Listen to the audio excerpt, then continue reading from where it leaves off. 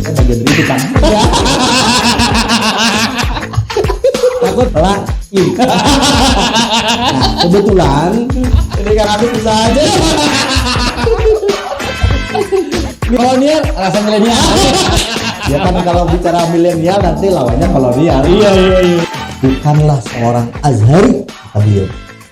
Bukanlah seorang Azhari, manakala ketika pulang ke daerahnya atau ke negaranya masing-masing, mereka memiliki pemikiran tasyadud berlebih-lebihan. Apalagi yang suka membid'ah-bid'ahkan, apalagi yang suka mengkafir-kafirkan. Itu bukan ciri Azhari.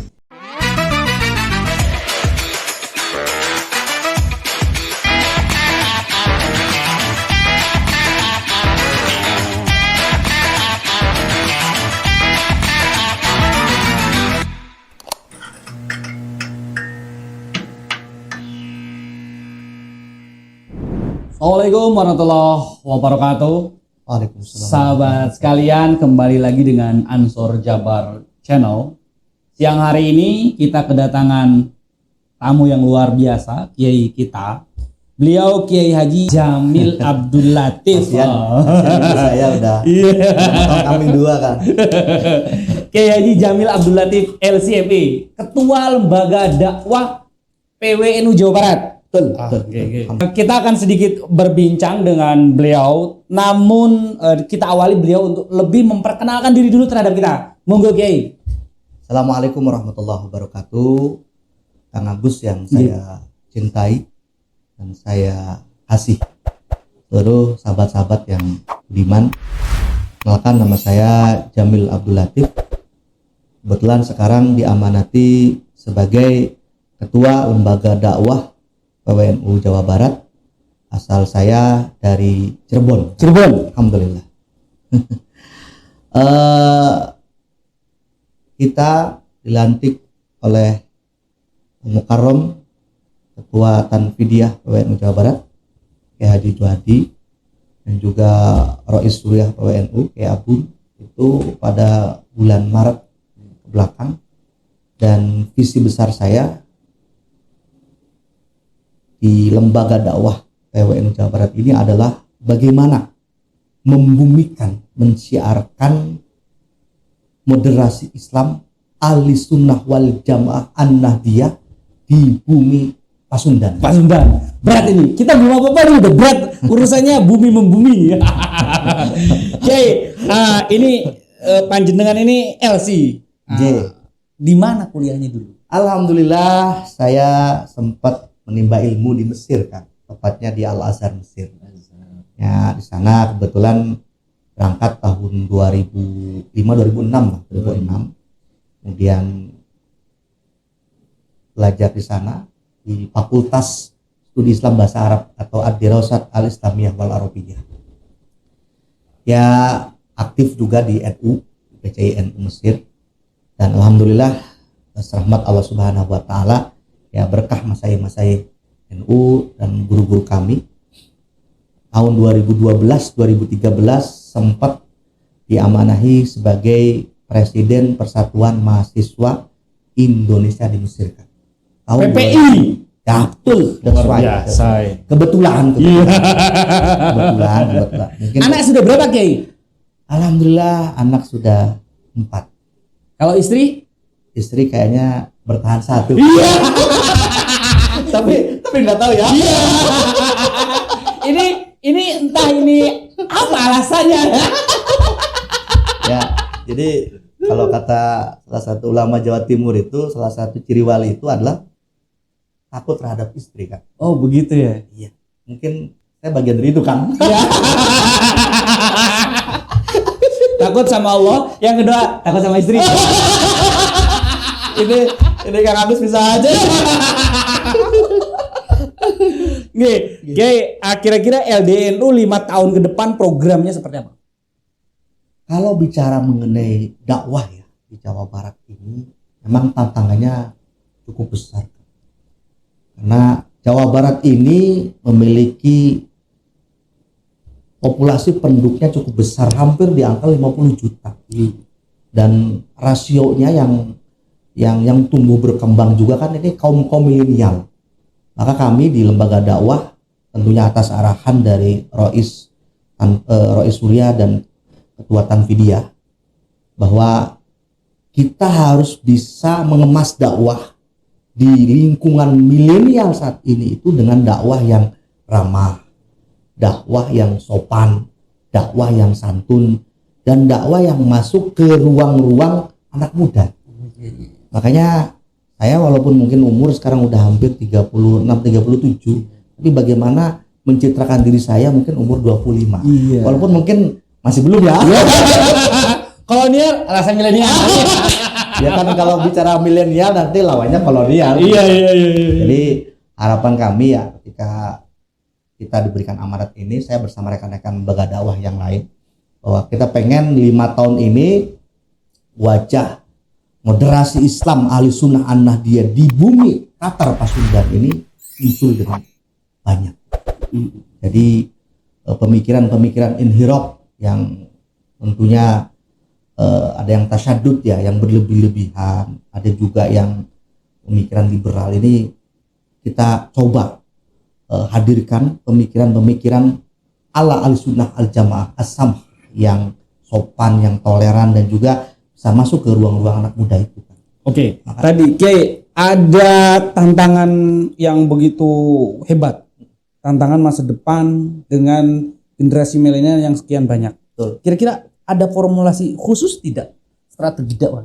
Untuk formulasi khususnya, kita lagi sedang membuat formula untuk rencananya ya, kita ingin ada kontes dai milenial. Kontes dai milenial. Ya, ini ingin kita garap kerjasama dengan beberapa lembaga. Ya, kemarin sudah kita obrolkan dengan LP Ma'arif karena kan mereka memiliki lembaga-lembaga di Jawa Barat ini kan. Dan kita punya 27 kabupaten kota, berapa sekolah itu yang kita kelola atas nama LP Ma'arif gitu kan. Makanya salah satu program kita bekerja sama dengan LP Ma'arif untuk bagaimana mengemas calon-calon dai milenial yang umur ya SMP, SMA sampai ke mahasiswa itu bisa kita rekrut. Ya, karena emang perlu ada itu, perlu ada tasabuk dulu, perlu ada kontes dulu. Dai-dai yang muncul sekarang kan kebanyakan melalui kontestasi sebelum-sebelumnya. Nah ini, tapi perbedaannya adalah bagaimana adik-adik kita nanti itu adalah memiliki kemampuan dalam orasinya, tetapi dalam literasinya juga kuat. Jadi tidak hanya sebatas bicara, tapi literasi isinya juga harus kuat. Kuat. Nah ini yang kita coba hadirkan. Dan kita juga di teman-teman lembaga dakwah ini tengah menyiapkan sebuah formula yang kuat ya dalam rangka untuk penguatan kompetensi calon dai-dai, baik tingkatnya mungkin milenial ataupun yang sudah sepuh ya. Karena kita tidak mungkin juga tidak menggarap yang kolonial, yang sepuh-sepuh. Karena walaupun memang kebanyakan kaum milenial, tapi kan yang sepuh juga perlu dirawat, perlu diperhatikan dan seterusnya. Maka insya Allah nih Kang Agus di akhir-akhir bulan ini ya, rencananya tanggal 27 nih. Tanggal 27 Juni Kang Agus. Kita akan mengadakan namanya Jabar Berzikir. Jabar Berzikir. Biasanya ada kata salawat-salawatnya. Iya. Ya. Kenapa mengambil tema Jabar Berzikir? Lain dari yang lain kan. Lain dari yang lain kan. Iya. Kalau itu kan sudah banyak, kita bikin yang baru lah. Lain. Nah, kebetulan kita terhubung dengan salah satu Masyaikh Al-Azhar yang ada di Indonesia. Itu namanya Syekh Dr. Ali Ibrahim. Beliau ini adalah Roisul Bi'sah Azhariyah di Indonesia. Jadi ketua delegasi ulama Al-Azhar di Indonesia. Dan juga beliau seorang pakar, guru besar dalam beberapa ilmu-ilmu keagamaan seperti bahasa Arab dan ilmu syariah. Ini kan beliau datang ke sini dan 30 Juni beliau akan balik lagi ke Mesir kan. Jadi kita istifadah ilmu dan tabaruklah ke beliau selaku orang alim ya. Allah nanti kita akan coba hadirkan beliau di tengah-tengah kita semua. Jadi nanti tanggal 27 itu ada yang sifatnya internal, ada yang eksternal. Jadi buat syiar NU, buat syiar dakwah Al-Sunnah wal Jamaah An-Nahdiyah, Kak. Jadi nanti beliau ngisi sebelumnya di tengah-tengah kita khusus untuk para pengurus lembaga dakwah, baik lembaga dakwah tingkat PW maupun tingkat PC, Kak. Kan 27 ini akan kita undang. Iya. Jadi bentuknya kayak pelatihan, namanya tadribud duat. Tadribud Duat. Dai. Oh, dai. Oke. Dai duat namanya. Jadi pelatihan dakwah. Nanti tentunya yang akan dilatih ini adalah para dai yang tergabung di lembaga dakwah, baik tingkat PW maupun tingkat PC. Yang akan kita khusus nanti cara untuk cara untuk ilqa menyampaikan dakwahnya, kemudian bagaimana seorang mad'uin harus betul kita ajak, wasilah dakwahnya bagaimana, ini nanti akan disampaikan oleh Syekh Ali Ibrahim. Kira-kira target dari Jabar Berzikir ini apa? Nah ini tadi kan saya bilang satu untuk tadribud duat, satunya lagi nanti pada hari yang sama ya, mungkin jamnya aja yang berbeda. Kalau tadribud duat itu mungkin waktunya sekitar siang, kemudian kalau Jabar Berzikir itu targetnya umum, masyarakat luas. Oke. Targetnya beliau nanti akan menyampaikan moderasi Islam ahli sunnah wal jamaah. Jadi beliau ini ulama Azhar yang tahu juga tentang Aulia Tis'ah, Wali Songo dan Gunung Jati, beliau ngerti. Paham betul ya? Paham betul. Makanya kan tidak mungkin lah sekonyong-konyong dijadikan ketua delegasi ulama Al-Azhar kalau beliau tidak tahu biahnya. Kan ada fiqh dakwah kan. Fiqh dakwah itu kan harus tahu kondisi tempat, kondisi orang dan seterusnya. Beliau ini orang yang alim. Kiai, ini ada pertanyaan menarik. Siap. Banyak sekali para pelajar Indonesia, santri-santri Indonesia yang belajar ke Timur Tengah, ke Mesir dan lain sebagainya. Tapi tiba-tiba kembali ke Indonesia menghilangkan tradisi Ahlus Sunnah wal Jamaah. Berjanjinya diharamkan, ziarah kuburnya diharamkan dan lain sebagainya, banyak sekali. Kira-kira menurut panjenengan gimana? Kalau kami di Al-Azhar ya kan, Al-Azhar itu konsep teologi, konsep fikihnya persis dengan NU. Jadi di Al-Azhar itu kita diajarkan 4 madhab fikih: Hanafi, Maliki, Syafi'i, sama Hambali. Jadi kita boleh milih 4 madhab itu, tapi diajarkan oleh Al-Azhar. 4-4-nya diajarkan. Jadi kadang-kadang kalau di Mesir itu kan madhab daulahnya Hanafi, tapi muftinya itu kadang Syafi'i kan. Itu biasa di sana. Biasa. Di kita kan ketika petingginya beda madhab kan wah ramai. Sana biasa. Ya. Jadi secara garis besar di sana itu tidak sama dengan kita, dengan bi'ah lingkungan kita di sini. Di sana di Mesir diajarkan 4 madhab, 4 fikih, kemudian akidahnya, teologinya itu kita menggunakan al-Asy'ariyah, Asy'ari sama al-Maturidiyah. Ya sama kayak kita, wujud, qidam, baqa, sama ya. Sama tasawufnya ya Al-Ghazali, Junaid al-Baghdadi. Tarekat sudah sebanyak. Ada tarekat Syadziliyah, Naqsabandiyah, Qadiriyah, Satariyah. Ini yang sekarang Maulana kita, Grand Syekh kita Al-Azhar, Syekh Ahmad Thayyib itu beliau mursyid tarekat. Al-Watiyah. Nah, kira-kira ketika terjadi fenomena seperti tadi, dibawa ke Indonesia, nah menurut panjenengan faktornya apa? Faktornya kembali ke individunya, Kak. Jadi saya sangat terenyuh sekali ketika Masyaikh Azhar itu bilang, bukanlah seorang Azhari, kata beliau, bukanlah seorang Azhari manakala ketika pulang ke daerahnya atau ke negaranya masing-masing mereka memiliki pemikiran tasyadud berlebih-lebihan, apalagi yang suka membid'ah-bid'ahkan, apalagi yang suka mengkafir-kafirkan. Itu bukan ciri Azhari. Artinya di Azhari tidak diajarkan sama sekali. Tapi banyak yang jualan Al-Azhar itu gimana? Itu kembali ke masing-masing orangnya. Makanya saya juga menyesalkan ketika ada bagian dari kita ataupun ya mungkin alumni Al-Azhar tapi pemikirannya tidak sesuai dengan Al-Azhar, itu kan kita menyayangkan hal itu. Tapi secara kurikulum, secara manhaj ya Al-Azhar dengan kita ya sama, tidak ada bedanya. Tidak ada bedanya. Itu kembali kepada individu. Kadang mungkin tidak hanya itu, mungkin salahnya di guru kan.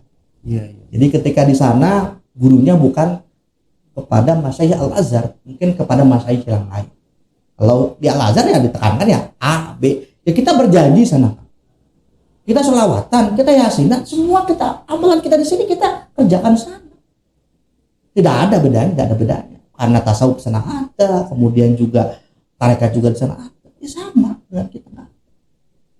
Di arah kubur juga ya begitu. Saya juga kalau dulu ya ketika dulu di Mesir ketika mau ujian itu kan nakhut tabaruk pada masyayikh Sayyidina Husain, Imam Syafi'i.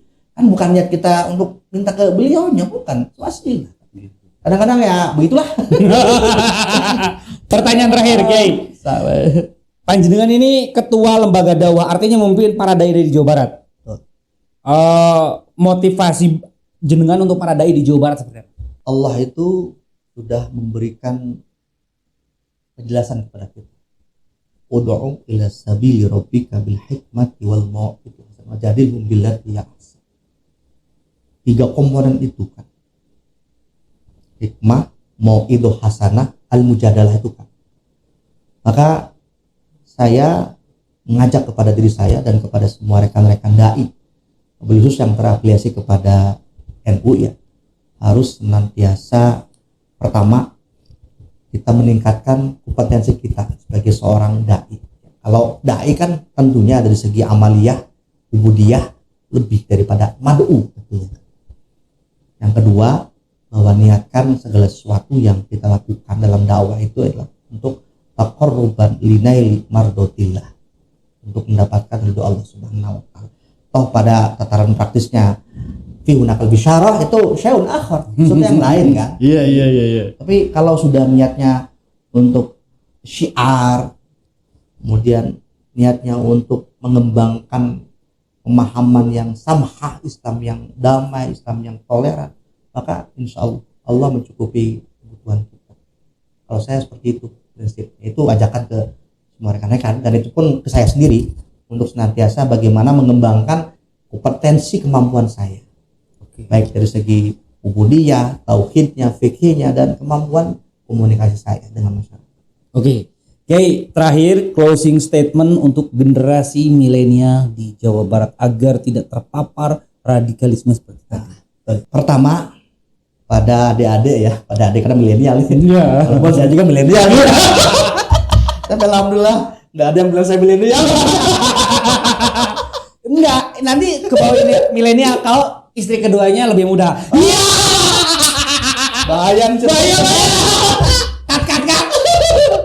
Jadi saya mengajak dan sekaligus ngasih pesan ke adik-adik yang milenial, yang SMP, SMA, yang di perguruan tinggi ya khususnya. Pertama, untuk masalah beragama, tolong cari ustadz yang memiliki sanad keilmuan yang jelas.